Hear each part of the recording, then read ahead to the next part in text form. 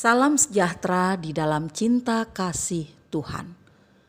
Saudaraku, di masa pandemik ini kita mengenal istilah 3M dan 3R. Apa itu 3M, 3R? 3M yakni 1M mencuci tangan pakai sabun, 2M memakai masker, dan yang ketiga M menghindari kerumunan atau menjaga jarak. Kemudian 3R, yakni R yang pertama ruangan sempit, kita menghindari ruangan sempit. Yang kedua R ramai, menghindari keramaian. Dan R yang ketiga ruangan atau rapat, artinya kita bisa menjaga jarak dengan orang lain agar aman. Saudaraku, dalam Alkitab kita juga mengenal istilah 3M, yakni pertama meminta, yang kedua mencari, yang ketiga mengetuk. Itu terdapat di dalam Injil Matius 7 ayat 7 dan 8. Mintalah maka akan diberikan kepadamu, carilah maka kamu akan mendapat, ketuklah maka pintu akan dibukakan bagimu.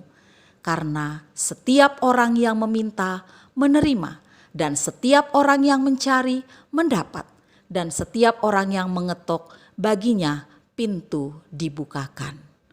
Saudaraku, Tuhan Yesus menggunakan 3 kata kerja untuk mendorong para muridnya pada saat itu untuk berdoa kepada Allah Bapa. 3 kata kerja ini adalah yang pertama, M, mintalah. Jelas saudara, sumber segala berkat yang kita butuhkan ada pada Allah Bapa. Yang kita perlu lakukan hanyalah meminta dengan iman kita. Yakni kita percaya bahwa Dia akan memberikan yang terbaik untuk hidup kita. Kemudian yang kedua, M, mencari atau carilah. Kita diperintahkan untuk mencari kehendak Tuhan.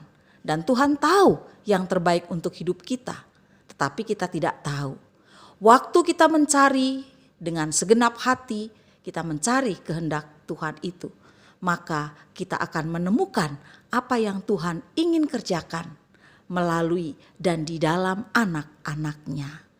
M yang ketiga, M mengetuk atau ketuklah. Ada pintu yang tidak bisa kita buka sendiri karena keterbatasan kita.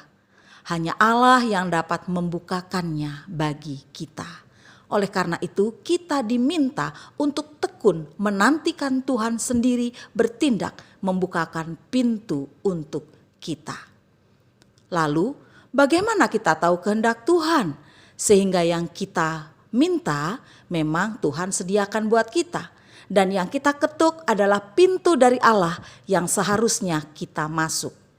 Tidak ada cara lain saudaraku kecuali kita memelihara kedekatan hati kita dengan hati Tuhan.